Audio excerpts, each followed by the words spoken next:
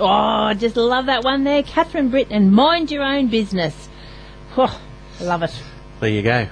I could play that to a lot of people. I'm Could sure you? a lot of people out there could be playing that. But mainly the girls do. Some people might play it to you too. They probably would. Yes. Well, anyway, let's move on from there. Move on. Thank you, Catherine. Shell. Well, there's a young man that a lot of people will know. He's a boy from up on the range in Toowoomba, but people around the festival circuits of southeast Queensland will know this young man from a few years ago. We certainly saw him out on the festival circuits and had the opportunity to be on the same stage as him. He won't remember us, but we remember him because he was a young man on the up that we could see could play a guitar, entertain the audience, and really sing a song.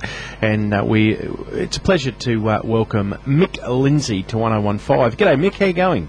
G'day, Darren and Tracy. How are you? Good, thank you. Yeah, we met you out at Jan Dorian Woolsheds that'll be, 6 years ago? Probably, yes, 6 years ago. And Mick had previously, the year before, won the overall and was coming back as a special guest there. And, I do remember that. And Mick was kind enough to play for our daughter on the who was on the festival circuit at the time. So Mick stood in there, learnt the song straight up, and said, "Bang, I'll sing that. I'll play that for you." And, so are we right then? Is it about 6 years ago? Yeah, it would have been about 6 years ago. Yeah, it was a while back. See, we keep an eye on all you guys. We sort of keep the eye out and go, there's one up and coming. We'll keep an eye on this one. So what's been the delay, Mick? What's taken so long to get an album out? Well, I back in the day, I used to just love playing music, I suppose, and I loved playing drums and guitar, and I played, obviously, for a lot of different people and whatnot, but it took a while, I suppose, to get the songwriting underway. So last year I moved over to Nashville for 3 months, and I thought, well, if I need to get into the songwriting, I'll just throw myself amongst it. So I spent 3 months over there just trying to, I suppose, write as many songs as I could and write with anyone who would write with me. So I've got 2 singles that I've released so far, and hopefully an album coming early next year. That'll be great news, getting the album out there. And tell us a little bit about the people that influence you or that you take a leaf out of their book when it comes to songwriting. Well, I suppose my ultimate, I've always said Garth Brooks has been, his songs are amazing, his performances are amazing, and, he brought a lot to country music. But Keith Urban's a major influence, even people like Slim Dusty, getting back to the roots, what he did for Australian country music was phenomenal, I've just been, I suppose, listening to old music and new music and I suppose writing just anything I can, I suppose, at the moment. So, Mick, you're about 25, 26 now, are you? 26, yeah. 26 now. So you've sort of actually come through that age, you started playing around, 17, something like that? When did you start playing the guitar? I started playing, I actually basically failed music in year 8 because we were made to do it and play recorder and stuff. And when you're made to, you don't want to. Exactly. And, but in year 12, I picked up the guitar and I knew a guy who sang a little bit, and I started hanging out with him and eventually worked my way into the country music talent quest scene, and I suppose that's sort of how I got into it a little bit. We talk to, obviously, we speak to a lot of artists every week, and we bring up the whole genre change from, you just mentioned there, in a couple of mouthfuls, you've gone from Keith Urban, who's probably now a little bit more, I suppose, he's country rock, and then you go and bring out someone like Slim Dusty.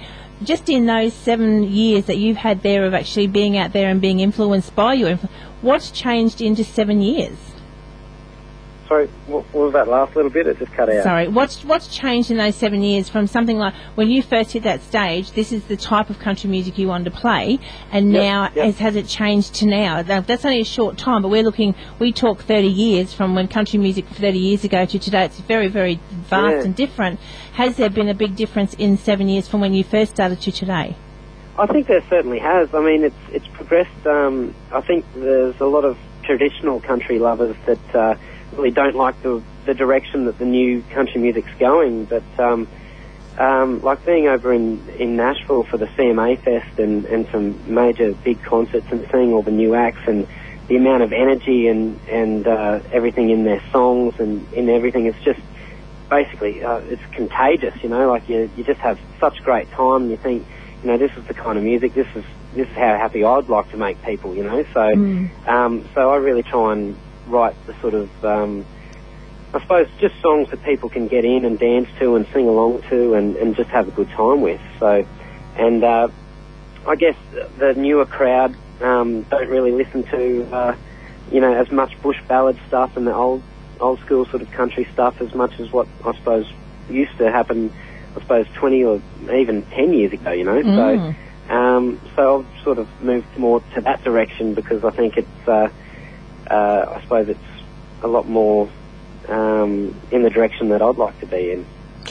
It's fair to say that's probably why festivals, as such country music festivals, are so successful, because they cover that whole genre, the songwriters' cafes to the country rock high energy stage to the it's just right across the board and all of the genre. The big thing that we notice having a look at the festival circuits is that the influence that that Shania Twain had on where country was going, and now someone like Taylor Swift really gives the opportunity to those young teenage girls an opportunity to play music that they like, but also play country music. Yeah, I mean, it's even getting hard for me as a country musician to tell what's what. I heard that song that you mentioned, Taylor Swift there. We will never ever get back together or something. Yeah, and, straight on the pop chart. Well, I never knew that was even Taylor Swift. I thought, oh, you know, what's this new pop chick singer or something come out, and then it said Taylor Swift. I was like, oh.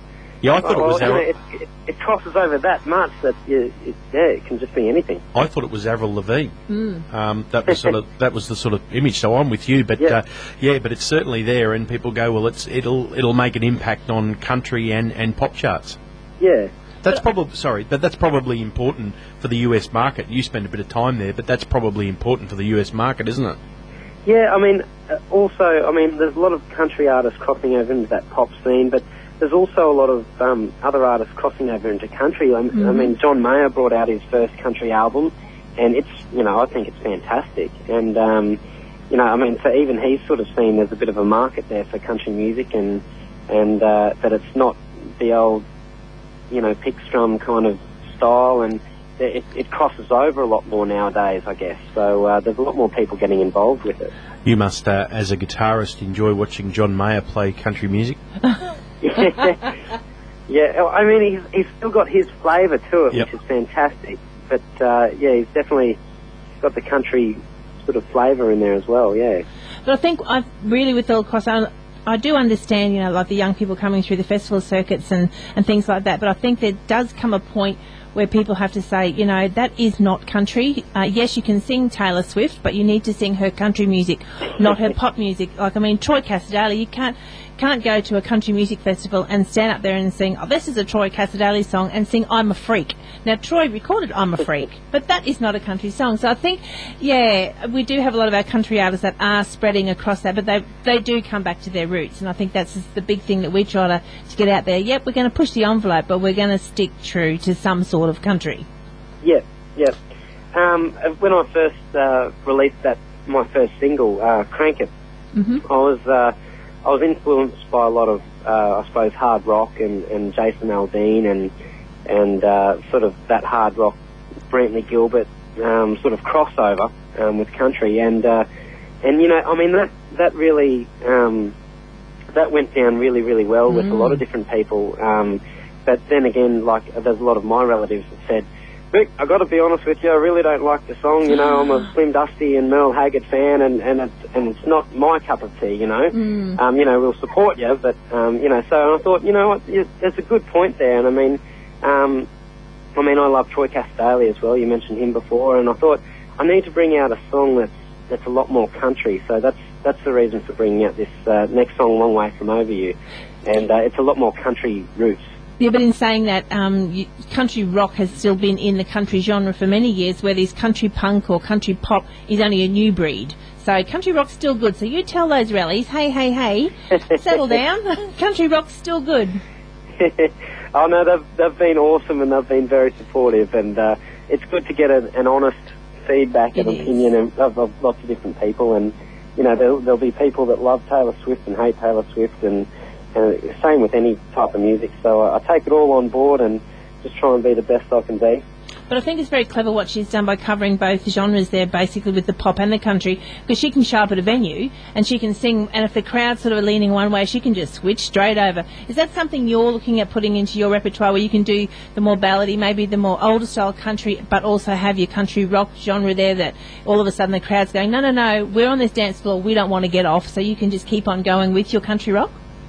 Yeah, I think I guess you just got to pick the time and place. I mean, if you're going to be doing a B&S and a big rodeo, and everyone's, you know, got the kicking up the drinks happening and dancing and stuff, you know, at the same time, I think you can't go 100% the whole gig. You know, I think there needs to be some ups and downs, and if you go 100% the whole gig, it almost fizzles itself out after a few hours of that. You know, you just need to stop, and you need to have a breather, and you need to go get another drink and relax and have a chat or whatever. You know, so there is still room for those ballads at the you know, more high energy gigs. But I certainly love. I did just a songwriters night at the Song Factory last year and last night, and you know, it was really good to just drop it back and just have an audience just to sit there and just listen to some lyrics and you know, not care too much about the big loud drum kit behind you or something like that, and have it as a song. I guess that's sort of getting it back to the country flavour. But it gets it back to the people too, because there's nothing better. You know, we go to the festivals and that, and we love to go to the Songwriters Cafe, because you sit there and you actually listen to the stories that's being told, and these people really do have stories out there. Yeah, certainly. Now, we covered off Garth Brooks before, but obviously, being a talented guitarist as well, you lend yourself the opportunity to tour with some people and maybe be a support act as well as play in a band. Tell us, if the phone was to ring and someone was to be on the other end and say, "Righto, Mick, I want you to be my guitarist on tour and my support act," who'd be at the top of the list that you'd want to support for and play in their band for? Oh. I thought that'd be easy. Would it be Garth Brooks? No, I said apart from Garth Brooks. I just said apart from Garth. Well, I'm not sure if I'd be able to keep up with Keith. He's pretty wicked, isn't he? He's pretty wild. But he's been doing it for a long time too. So. Oh, he has. He's got a few years on me yet. Yes. I think is a hard question. Possibly Luke Bryan. I'm going to go with Luke Bryan. Well done. If you guys know who Luke Bryan is. Yeah, we'll play a bit of Luke Bryan here, yeah. Yeah, when I saw him at the CMA Fest, I was certainly impressed with the whole show that he had going on, and his performance and entertaining ability and whatnot. So I'd love to go on to it. Looks like a pretty fun show to be a part of. All right, well, there you go. If the phone rings and it's Luke Bryan, you'll know there's the support there. Now, plenty of things upcoming for you, and you're always out there performing and gigging. What are the next big things coming up for you? Well, at the moment, I'm actually in Newcastle. I just finished the Queensland tour, and I've just gone down to as far as Geelong and Melbourne, and coming back up, I did Sydney, and then Newcastle is this Friday night. At the Lambert Park Hotel, and then I'll be in Tamworth next week at 3 different gigs, and then back home. Hopefully, I'll get to spend a little bit of time at home. I've been gone on the road for about 3 or 4 months now. So, and the biggest thing you miss is your bed and your pillow, isn't it? It kind of is, actually. Yeah, it's good just to just get home and unpack the suitcase and hang the clothes up and sort of eat from your own fridge and go grocery shopping and just, you know, pat the dog and mow the grass and sort of live like a normal person for a little bit, and certainly miss the little things in life. Now, you were telling us before that you pulled your music back to a little bit more country with Long Way From Over You, so tell us about that one. Well, that song was written about a good buddy of mine. He basically was just wandering around the house and just moping around. Oh, this girl, you know, he's upset, and things aren't quite working out, and he wants to, really try his heart out to get back, and yeah, so I thought, well, I'll make a song out of his pain, and and yeah, I wrote it actually on the way he was driving me to the airport to go overseas, and wrote it on the way down, and ended up going over to Nashville and recording it, and I gave him a listen to it, and he didn't think I actually went through and wrote it and recorded it and everything, and then I showed it to him. He's like, "Oh, you're a bastard." That was pretty funny. But he'll always remember that, though. Brilliant. Yeah, he liked the song. Well, how about we get you to introduce that song for our listeners? But wait a minute, before you do that, is he over her yet? He is. He's over her now. Yeah, he's on to another one. That's the next song. Yeah, there's another song in that. So What are mates for? So what do? You introduce yourself to her and say, "G'day, you're my next song, are you?" Beautiful.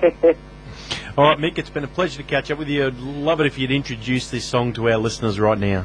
Thanks very much for having me, Darren and Tracy. I'm Mick Lindsay, and this is Long Way From Over You.